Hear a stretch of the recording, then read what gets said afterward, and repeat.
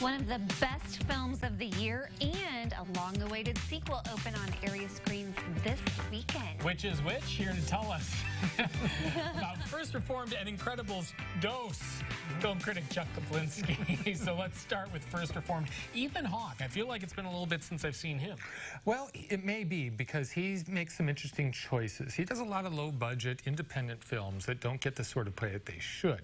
First Reformed is one of those, but it's going to get more play than these other pieces of work because it is exceptional, and I'm not going to be surprised if he's nominated for an Oscar at the end of the year. He's so good. Here he plays a priest at a church called the First Reformed Church. It's one of the oldest churches in the country in upstate New York. Has a very small flock, and he has been sent to watch over it, as well as this church, which is really nothing more than a tourist attraction. Basically, he's been kind of pushed aside. He's got some problems. He finds that he can no longer pray convincingly. He is questioning his faith, and he's just wondering what his place in the world is. And down the street is this place called Abundant Life. I think they use the word. The mega church? Mega church at this point. And they, of course, go about things in a completely different manner.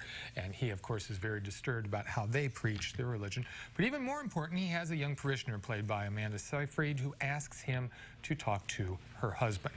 Her husband is an environmental terrorist, and he is concerned because she is pregnant, and he doesn't want to bring this child into this world. And they find some other things about this guy. There he is as well, named Michael. I'm not going to really tell you where this film goes, okay, but it deals with so many different things. It is really, really a challenging piece of cinema. And I hate saying that because people are going to say, oh, well, that sounds boring, or I don't like to think when I go to the movies. Well, hey, gang, here's a little thing for you.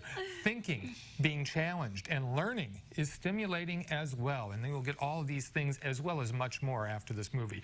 I saw this film about 2-3 weeks ago, and I haven't stopped thinking about it a day since then. Because you have said that off air, yes. And this one stuck with you. Yeah, and this guy, what he ends up doing as far as answering his doubts about his place and his religious beliefs, you're not going to see it coming. And I'm telling you, it's going to stick with you. This is up at the Art. I will be seeing it again as soon as possible. And you're going to get tired of me saying one of the best films of the year because there's another one next week that I can't wait to talk about as well. So this is what I like about this time of year. The stuff starts to get sifting out through all the Hollywood garbage, and these things that you didn't expect anything from are surprising. And First Reformed, I can't say enough good things about it. And why does that happen in the summer? Because these independent studios start to realize that people with half a brain want something to go watch, okay? They're tired of superheroes, they're tired of aliens, they're tired of dinosaurs. This is called counter-programming. So they sneak these things in. Book club from a month ago or so that Pam really liked. Yeah. I didn't like it, but that's counter-programming. You're pitching towards someone who isn't going to be dazzled by these gazillion dollars blockbusters. Right. So if they're smart, these small companies get their product out. Like that. Yeah, all right. Okay, this one's more up my alley.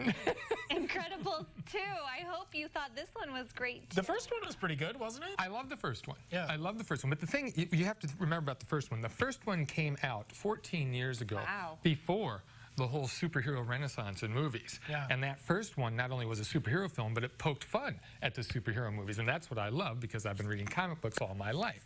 14 years this has been, and it's funny because they actually make a joke about it at the beginning when you have some of the voice talent come out and say, yes, we know. It's been 14 years. It hasn't been worth the wait. I was not looking forward to this movie because I figured the sell-by date on this one was gone.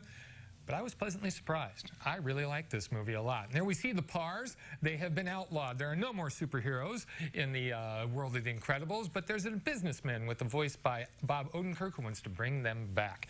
And what he wants to do is he wants to bring back the superheroes, but he wants to put Elastigirl in the forefront. Wants her out in front there because she'll be easier to promote and then give the other superheroes a foot up in making a reemergence. That means Mr. Incredible has a far more arduous task. He has to stay home and take care of the kids. And this, of course, proves to be a disaster because he has no idea what he's doing. There is a scene in which Mr. Incredible, sleep-deprived, frustrated by new math, not knowing what to do with his teenage girl, has an existential meltdown that is the funniest thing I have seen this year. Because if you're a parent, you've been there, and they capture it incredibly. And seeing this gigantic guy brought to his knees by these little everyday concerns was just killed me. Teenage girl problems in new math. Well, yeah, and he tries to fix the teenage girl. It's a disaster, just a disaster. It's funny, this movie is visually the most dynamic thing I've seen this year. The action sequences are incredible, and the light, and the way they draw things. I mean, I know it's all computer, and I know that they do it differently these days than the old days, but it is just visually arresting. There's not a dull moment visually in this movie. They have a thing, there's the villain uses a strobe light. And when he uses this strobe light, it doesn't give you a headache, but it actually accents a lot of the colors and brings them forward. It's almost a 3D effect. Really, really cool. What's his name? Screenslaver. Screenslaver. And you talk about a villain for today because it talks about how the kids are always on, and they do that. I think like this one a lot. Up at the drive-in. Yes, it is. I'm going to say that. Thanks for bringing that up. You need to support the drive-in. It is there. Harvest Moon. All right. Perfect for the drive-in. Ford County, go check it out. Gibson City. Thanks, Chuck. You bet. We appreciate it. 2 goodies from Chuck. Head out to the movies. And if you want to find out what else is playing and whether it's any good, go check out Real Talk with Chuck and Pam on Facebook.